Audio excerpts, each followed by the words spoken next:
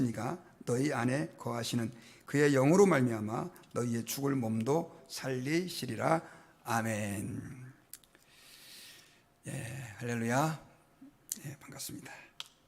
지난주에 이제 했던 본문인데 그 전주에 설교 내용이 좀 복잡하고 어려워서 다시 좀 설명해드리고 이렇게 설교를 했는데 충분히 이 내용을 다 다루지 못해서 오늘 한 번 더 로마서 8장 5절부터 11절까지 내용으로 믿는 사람들만이 가지는 축복이라고 하는 제목으로 하나님의 말씀을 전하려고 합니다. 제가 여러분들에게 어느 시인의 에필로그를 먼저 소개를 해드리도록 하겠습니다. 1963년 어느 초여름 나는 태어났다. 어머니의 양수가 터져 9달 만에 세상에 나온 나는 여물지 못한 계란처럼 힘없이 살다가 생후 일주일쯤 지난 하루 저녁 동안 숨이 멈추었다. 그래서인지 나는 뇌성마비 장애인의 삶을 살게 되었다.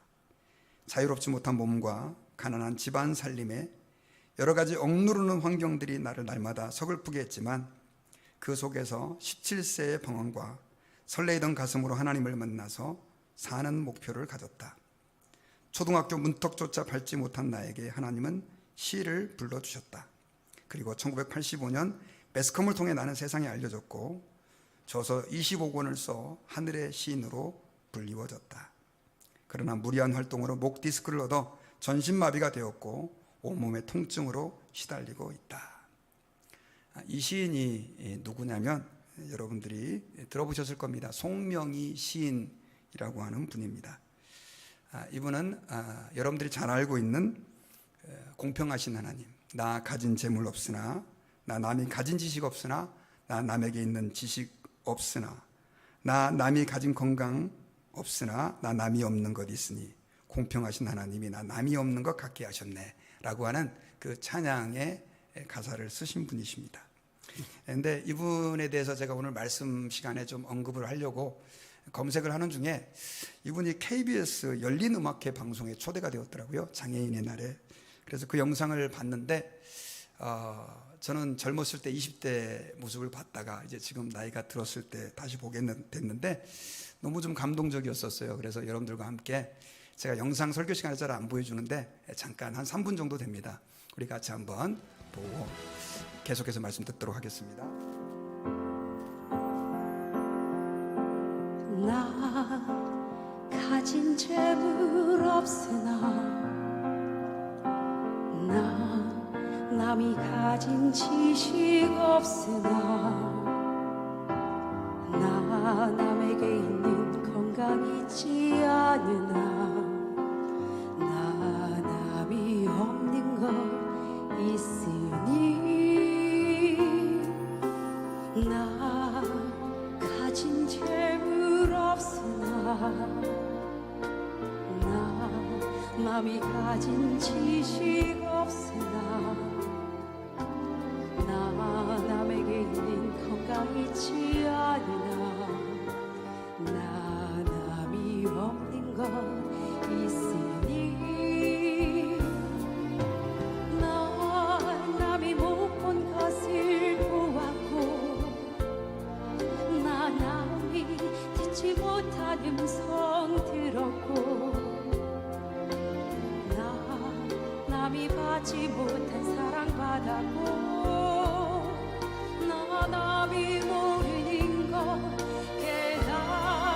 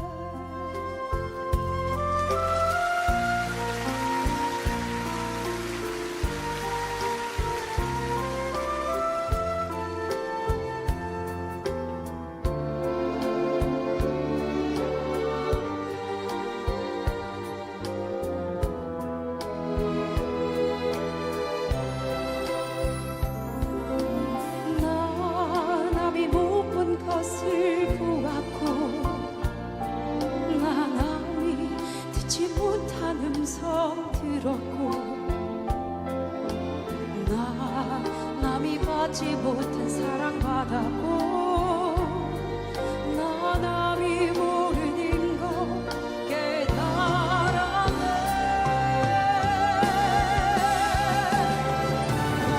공평하신 하나님이 나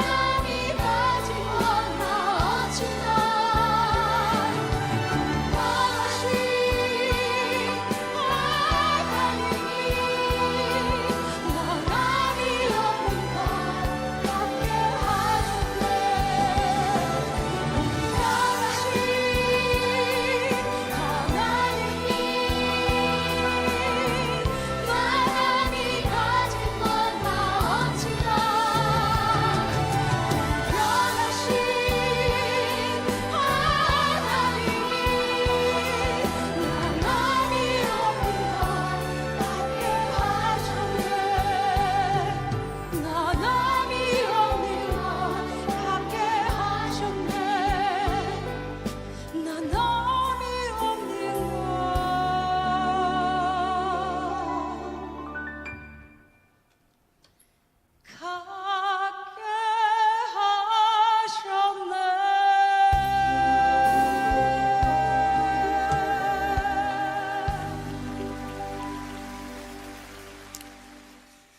네, 제가 찬양 부르신 분도 좀 찾아봤는데 이분이 뮤지컬 배우시고 굉장히 유명한 분인데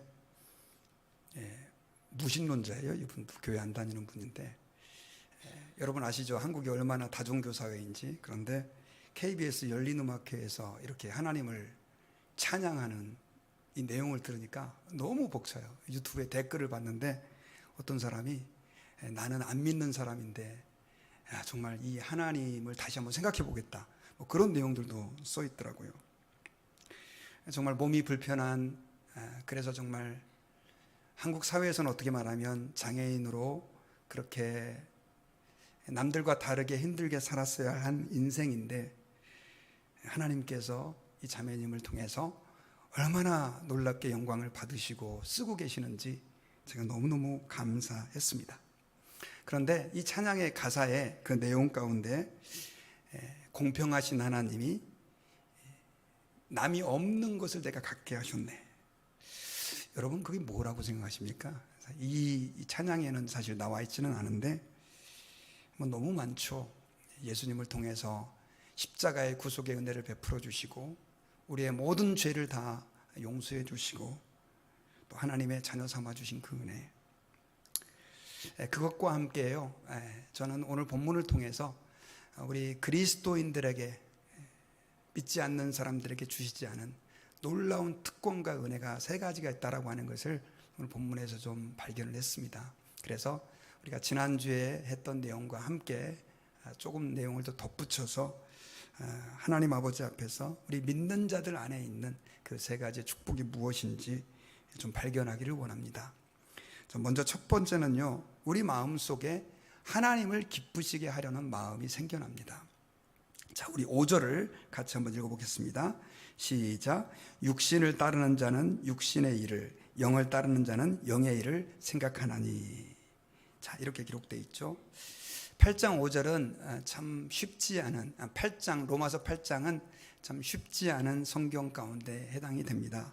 그런데 이 로마서 8장의 중요한 주제는 성령님에 대해서 말씀하고 있는데, 그 성령님이 어떤 분이고 그리고 우리 안에서 어떤 일을 하시는가, 성령님이 우리 안에 들어오시면 어떤 변화가 일어나는가라고 하는 것을 8장에서는 계속해서 우리에게 설명해 주고 있는데요.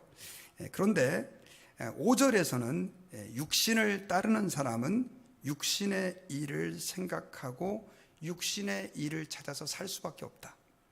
제가 계속해서 말씀드렸지만 죄를 지은 우리 인간은 계속해서 죄성을 가지고 있어서 죄 짓는 일들만을 추구하는 경향들이 있습니다.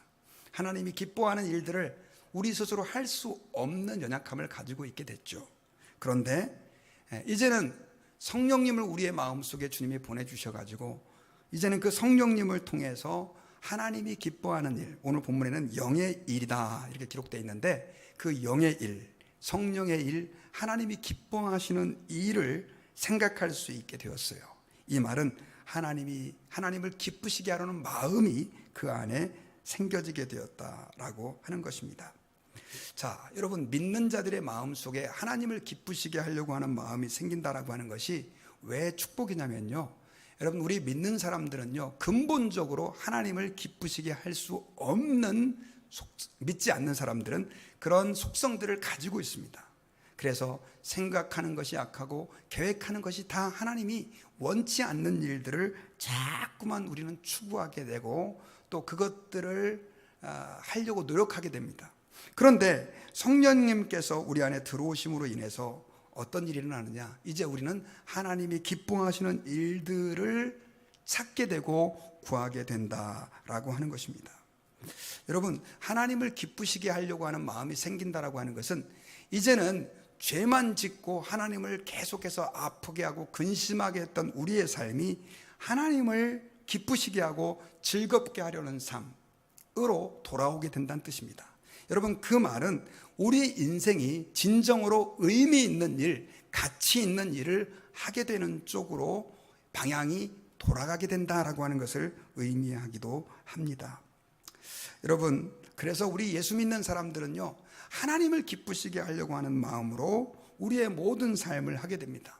여러분들이 이 시간에 예배에 나온 것도 하나님을 기쁘시게 하려고 하는 마음으로 나왔을 줄 믿습니다. 그 가운데 하나님께서는 하늘의 은혜를 우리 가운데 물붓듯 쏟아부어 주셔서 삶의 참된 만족과 기쁨을 얻게 되는 것이죠. 여러분, 오늘 가정에 굉장히 많은 문제들이 있습니다. 남편과 아내가 지금 현재 여러분 표면적으로 드러난 이혼율만 해도 50% 정도가 됩니다. 그 말은 너무나 많은 가정들이 신음하고 있다는 거죠. 그러니까 거기다가 플러스 지금 아픔과 문제를 겪고 있는 가정, 아직 이혼하지 않은 가정까지 따진다고 한다면 얼마나 많은 가정들이 고통을 하고 신음하고 있는지를 우리는 추측해 볼 수가 있습니다. 그런데 여러분, 남편이든지 아내든지 하나님 아버지 앞에서 주님을 기쁘시게 하려고 하는 마음이 회복되면요, 가정도 회복되게 되는 역사가 일어나게 됩니다. 여러분, 성경 에베소서에서는 우리 남편들에게 이렇게 권고를 했죠. 남편들아, 아내를 사랑해라. 그러면서 이렇게 비유를 했습니다. 하나님, 예수님께서 교회를 사랑하신 것 같이 아내를 사랑해라. 이 말은 남편들이 예수님을 기쁘시게 하려고 하는 마음으로 아내를 사랑하고 하나님을 즐겁게 해드리려고 하는 마음으로 아내를 사랑할 때 진정으로 가정의 회복이 주어지고요, 또 아내는 가정에서 정말로 가치 있는 존재로서 자기 스스로를 확신할 수 있게 되는 축복이 일어나게 되는 것입니다. 또 아내들에게는 이렇게 말씀했죠. 아내들이여 남편들에게 복종해라 라고 말하면서 예수님에게 복종하듯이 남편에게 복종해라, 이런 말씀을 주셨잖아요.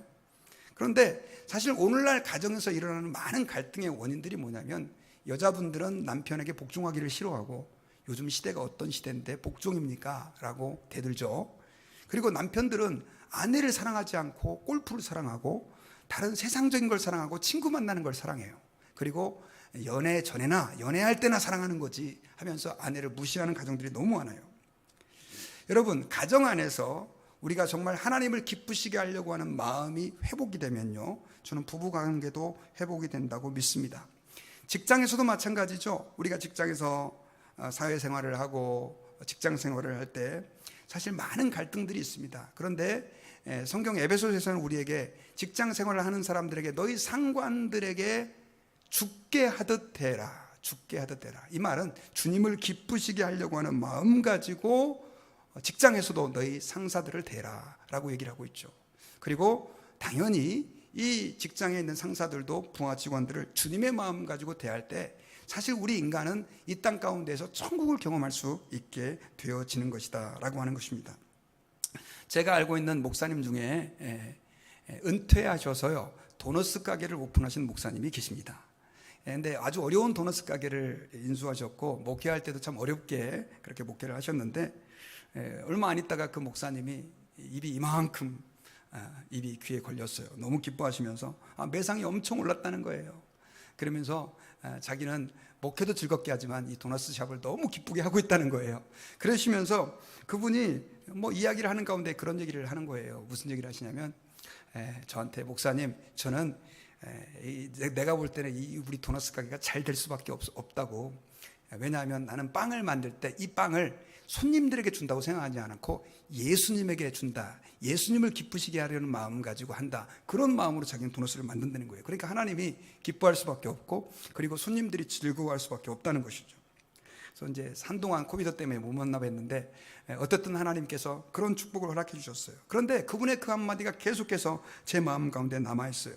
여러분, 우리 안에 하나님을 기쁘시게 하려고 하는 마음이 회복될 때, 저는 여러분들 안에 하나님을 사랑하는 그 마음, 주님이 주시는 은혜가 회복될 뿐만 아니라 여러분들의 가정과 또 여러분들의 직장과 여러분들의 모든 인간관계 안에도 그런 회복의 역사가 일어나게 될 줄 저는 믿습니다. 여러분, 예수님은 하나님 아버지를 기쁘시게 하려고 하는 마음으로 가득한 분입니다. 우리가 주님의 길을 따르고 주님의 제자라고 한다면 당연히 그 마음을 소유해야만 합니다. 예수님은 하나님을 기쁘시게 하기 위해서 정말로 하나님의 아들로서는 도저히 상상할 수 없는 선택을 하셨는데, 그것이 바로 뭐냐면 십자가를, 우리를 구원하시기 위해서, 우리의 죄를 용서해 주시기 위해서 지시고 그 십자가에서 저주의 죽음을 당하셨다는 것입니다. 하나님 아버지를 기쁘시게 하려고 하는 마음이에요. 그래서 여러분, 우리 안에 성령님이 계실 때, 그 마음이 회복될 때, 저는 저와 여러분들의 모든 삶에 하나님의 회복의 역사가 일어나게 되는 줄 믿습니다. 그리고 두 번째로, 우리 믿는 자 안에 일어나는, 믿는 자들만이 가지게 되는 축복은 생명과 평안입니다. 우리 8장 6절을 다 같이 한번 의미를 생각하면서 읽어보겠습니다. 시작. 육신의 생각은 사망이요 영의 생각은 생명과 평안이니라. 믿는 자들 안에는 성령님이 계신데, 성령님이 들어오시고 나서 육신에 속한 사람들은 끊임없이 나를 기쁘시게 하려고 하고, 나를 기쁘게 하려고 하고, 내 욕심을 추구하려고 하는 본능을 가지고 있다 보니까 자기도 모르는 사이에 그 본능의 충동에 내가 질 때가 있어요. 그런데 본능의 충동에 이끌려 질 때는 항상 문제가 생깁니다. 그래서 가정에 문제가 생기는 거죠. 여러분, 요즘 가정 안에 이 바람 피는 문제 굉장히 심각하지 않습니까? 예전에는 뭐 남자들만 주로 바람을 피웠는데 요즘엔 여자분들도 바람 피는 사람들이 많습니다. 그런데 제가 그런 분들을 몇몇 이렇게 만나봤거든요. 만나보면 다들 너무 사람들이 괜찮은 사람들이에요. 그런데 잠깐의 충동을 못 이겨가지고 그렇게 큰 실수를 저지른 겁니다. 그러므로 인해 가지고 가정 안에 엄청난 파탄이 일어나고 아이들과의 관계가 깨지고 뭐 이런 일들이 일어나게 되는데, 참 제가 지금 가정에서 일어나는 그 치팅의 문제를 얘기했지만, 그 외에도 직장에서든지 사람들과의 관계에서든지 교회에서든지 우리 인간에게 일어나는 많은 트러블들은요, 육신의 생각 때문이에요. 그 육신의 생각이 우리를 지배함으로 인해 가지고 우리가 거기에 넘어져 버리는 것이죠. 그런데 성령님이 우리 안에 들어오시면서, 성령님은 우리로 하여금 우리가 죄인인 걸 깨닫게 해주시고 예수님을 믿게 만들 뿐만 아니라 이제는 하나님이 우리와 함께 하신다라고 하는 안도감을 주심으로 우리의 마음속에 생명과 평안을 허락해 주신다라고 하는 것이죠. 특별히 여러분, 오늘 본문 6절에서 육신의 생각은 사망이다 라고 했는데요, 이 말은 육의 본성은 결국 사망으로 끝난다 라고 하는 것을 말하고 있는 거예요. 죄를 짓고자 하는 경향과 의도가 육신의 생각인데, 이것의 결국은 끝이라는 거예요. nothing, 사망, 중단이라는 것입니다. 여러분, 우리가 아까 제가 잠깐 언급했지만 사실은 쾌락을 좋아하는 마음들이 있죠. 그런데 쾌락을 아무리 추구해도 결국 그 사람은 나이 들어서 늙어서 아무것도 할 수 없는 나이가 되고요, 나중에는 죽습니다. 쾌락을 젊을 때 노세 젊어서 노세해서 추구하다가 결국은 나이가 들어서 비참하게 버림받는 사람들을 우리는 주변에서 볼 수가 있습니다. 여러분, 육신의 생각이 사망이다라고 하는 것은 우리가 육적인 것들을 따라 나갈 때 결국 아무것도 아닌 허망함이 남게 되는 거죠. 그래서 솔로몬이 전도서에서 헛되니 모든 것이 헛되다라고 헛된 인생들을 얘기하는 것입니다. 철학자들이 많은 얘기들을 하는 것 같지만 결국은 우리의 인생은 너무 헛되다는 거예요. 이 땅에서 그냥 죽으면 끝나는 거니까요. 그런데 우리 믿는 자들에게는 하나님의 성령이 들어오심으로 헛된 인생이 아니라 이제는 생명을 소유한 인생이 되었다라고 하는 뜻입니다. 여러분, 생명이라고 하는 단어는 헬라어로 조에라고 하는 단어인데요, 여기에는 뭐냐면 생명의 씨앗을 상징하는 것입니다. 여러분, 씨앗이 두 종류가 있어요. 그런데 한 종류의 씨앗은 그 안에 생명이 있고 한 종류의 씨앗은 생명이 없다고 칩시다. 그런데 이 두 씨앗을 땅에다 심었습니다. 그러면 생명이 없는 씨앗은 그냥 물 주고 거름을 아무리 줘도 썩어져서 그냥 죽습니다. 하지만 생명이 있는 씨앗은 어떻게 됩니까? 썩어질 때 그 썩어짐과 동시에 새로운 생명이 싹을 내게 됩니다. 우리 예수 믿는 사람이 바로 그와 같다는 것이죠. 사실 세상 사람들은 죽음이라는 것을 두려워합니다. 어떻게든 더 오래 살아보려고 노력하죠. 그런데 아무리 생명을 연장시키고 이 세상에서 많은 부귀와 영화를 누리고 쾌락을 누린다 할지라도 죽음으로 끝입니다. 하지만 우리 예수 믿는 사람들은 그때부터 시작이죠.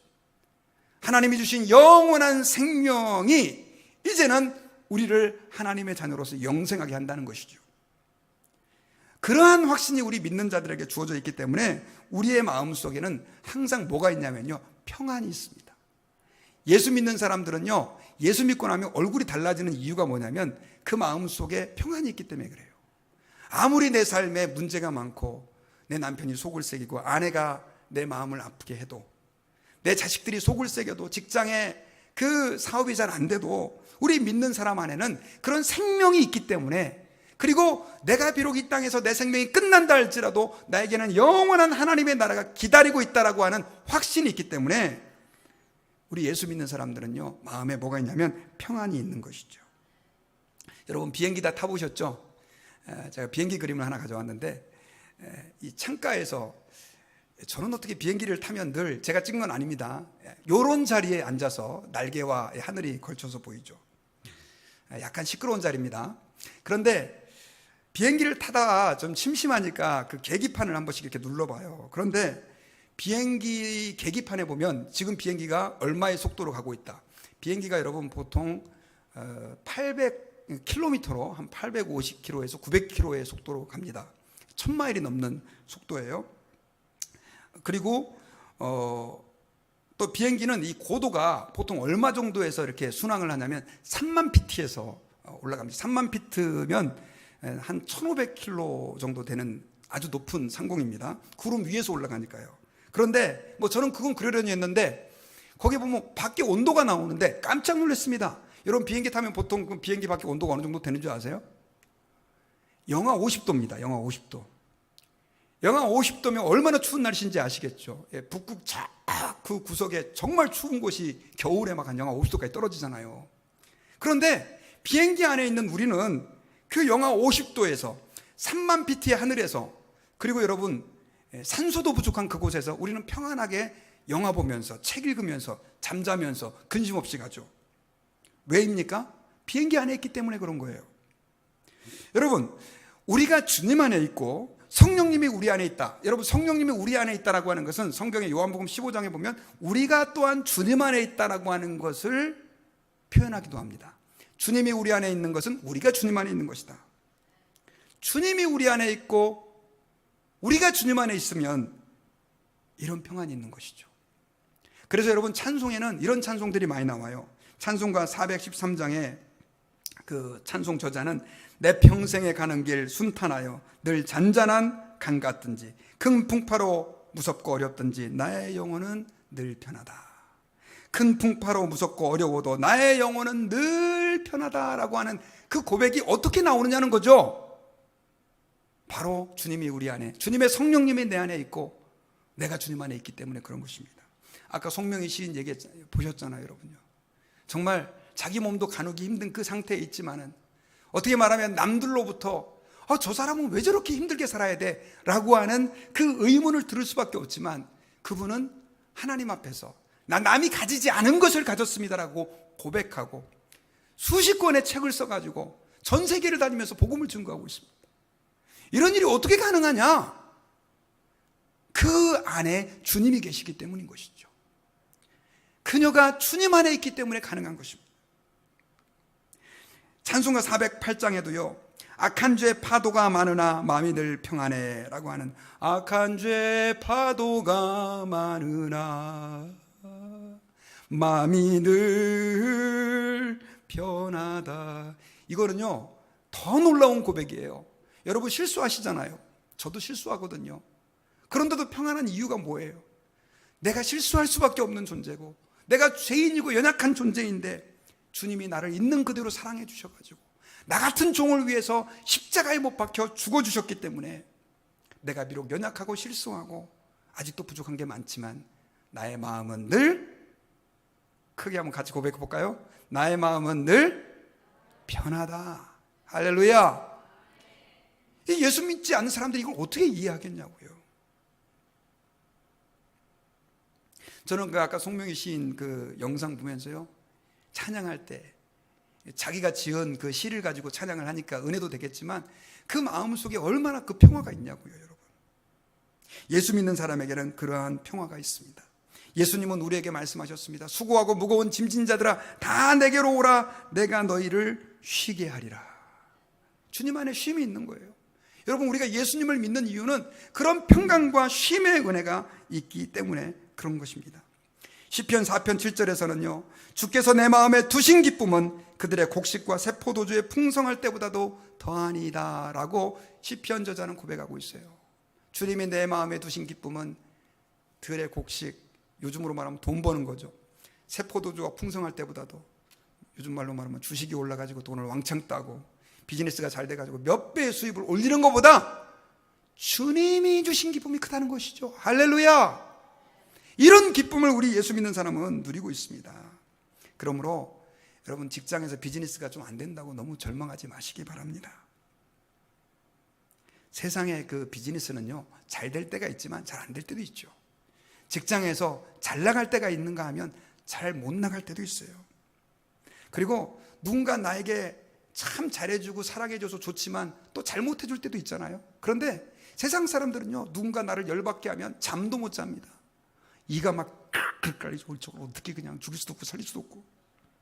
예수 믿는 사람들은 한번 따라해 봅시다. 허허허 허허허. 뭐 사람이 그럴 수도 있는 거지 뭐 하면서 그냥 넘어가는 거예요.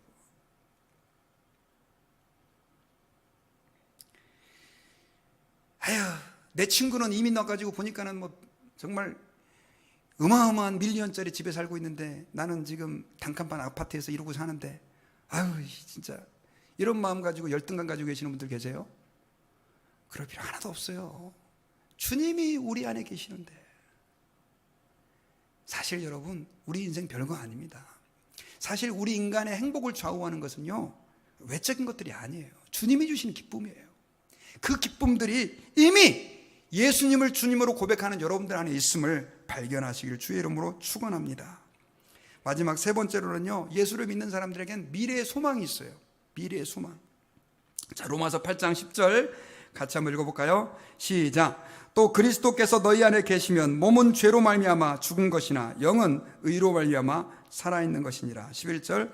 예수를 죽은 자 가운데서 살리신 이의 영이 너희 안에 거하시면 그리스도 예수를 죽은 자 가운데서 살리신 이가 너희 안에 거하시는 그의 영으로 말미암아 너희 죽을 몸도 살리시리라. 자, 어려운 말씀이죠. 그리스도께서 우리 안에 거하시면, 자, 우리 몸은 죄로 말미암아 죽은 것이에요. 이 말은 죽을 것이라고 번역하는 것이 훨씬 더 자연스럽습니다. 우리의 몸은 죄로 말미암아 죽을 거예요. 그러나 영은 의로 말미암아 살아있는 거예요. 우리 안에 계신 성령님으로 말미암아서 우리는 산 존재가 된 것입니다. 제가 지난주에 잠깐 임급병 얘기했잖아요. 우리 몸은 죽을 몸인데 임급방울 떨어지며 그물이 임급물이 된 것처럼 우리는 죽을 영혼이었는데, 죽은 몸이었는데 성령님이 내 안에 들어오심으로 우리가 살아있는 자가 된 거예요. 할렐루야.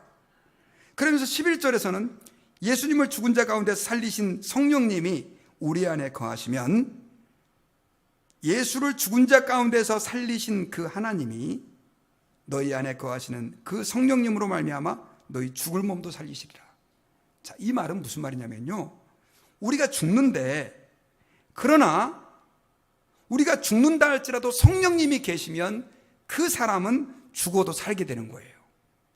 우리는 여러분 부활을 믿습니다. 여러분 부활을 믿습니까? 예수님을 믿는 사람들은 죽어도 살게 됩니다. 근데 이건 몸을 가지고도 얘기하지만 사실은 우리는 죽음과 함께 우리의 영과 몸이 분리되지만 안 믿는 사람은 지옥의 심판을 당하지만 믿는 사람들은 분리됨과 동시에 구원과 생명을 얻게 되는 그런 축복이 있게 되죠. 뭐 때문에? 성령님 때문에 일어나게 되는 것이죠. 그래서 제가 지난주에 그런 얘기를 했어요. 장미꽃 얘기 잘라가지고 꽂아놨어요. 그 장미꽃은 아무리 아름다움을 사람들에게 보여줘도 죽은 겁니다.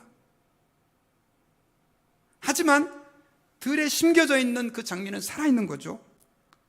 우리 그리스도인들은요, 한번 따라해 봅시다. 나는 산자다. 산자예요.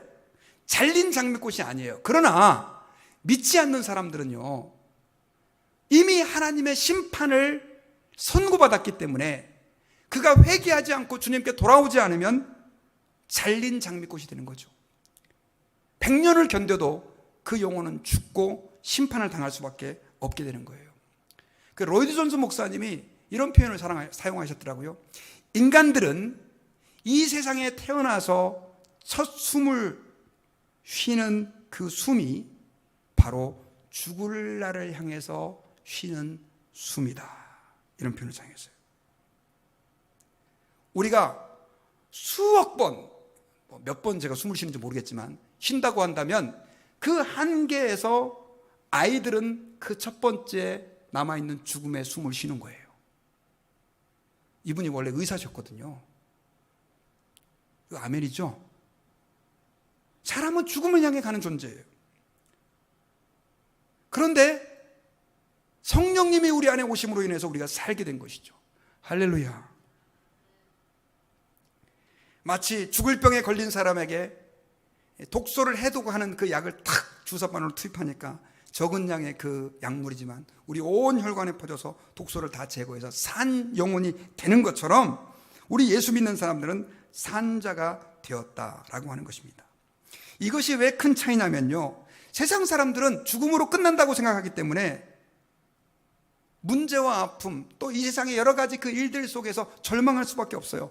세상 사람들에게 절망하지 마세요, 이건 진정한 위로가 될 수 없어요. 왜냐하면 그들에겐 죽음이 기다리고 있기 때문에. 하지만 예수님을 믿는 사람들은요, 생명을 소유한 사람이 되었기 때문에, 산자가 되었기 때문에 그들은 어떠한 절망 속에서도 낙심하지 않고 아무리 큰 고통이 다가온다 할지라도 포기하지 않는 인생을 살게 되는 거예요. 할렐루야. 예수 믿는 사람의 힘이 거기 있는 거예요. 로마서 8장 35절에서는 그래서 이렇게 그 고백을 하고 있어요. 누가 우리를 그리스도의 사랑에서 끊으리요? 환난이나 공고나 박해나 기근이나 적신이나 위험이나 칼이랴. 이 세상에 그 어떤 환난이나 공고나 박해나 기근이나 적신이나 위험이나 칼도 우리를 사랑하시는 그 하나님, 우리를 살게 하시는 하나님, 우리를 구원하시는 하나님의 사랑에서 끊을 수 없다는 거죠. 여러분, 제가 사진을 하나 갖고 왔는데요, 물고기는, 살아있는 물고기는요, 물에 떠내려가지 않습니다. 이 연어가 폭포를 치고 올라가는 거예요. 여러분 이해 가세요? 어떻게 물고기가 저 거센 물 흐름을 뛰어 올라가게 해요? 살아있다는 거예요. 살아있기 때문에 그게 가능한 거예요. 여러분들 산자 맞습니까? 크게 한번 아멘 해봅시다. 확신이 없으시네요. 예수님의 성령님이, 주님의 성령님이 우리 안에 거하시고 우리가 예수 그리스도를 믿는다면 우리는 산자가 되었어요. 그러니까 세상의 흐름에 우리는 떠내려가지 않을 수 있는 그런 힘이 우리에게 주어진 것이죠. 그러므로 여러분, 우리는 세상의 흐름을 따라 살면 안 돼요. 산자답게 살아야 합니다. 뉴욕의 중산층들의 꿈은요, 나이가 들어가지고 그 롱아일랜드 비치 옆에다가 별장을 지어놓고 거기에서 와이프와 손을 잡고 모래밭을 걸으면서 조개 껍데기를 줍는 게 뉴욕 중산층들의 꿈이래요. 근데 제가 설교를 지난주에 이렇게 운동하면서 이렇게 들었는데 그 목사님이 이제 이걸 인용을 하셨어요. 근데 존 파이퍼 목사님이 그들에 대해서 이렇게 얘기를 했대요. 예수 믿는 사람들도 그런 생각을 하고 사는 사람들 너무 많은데 정신 차려라.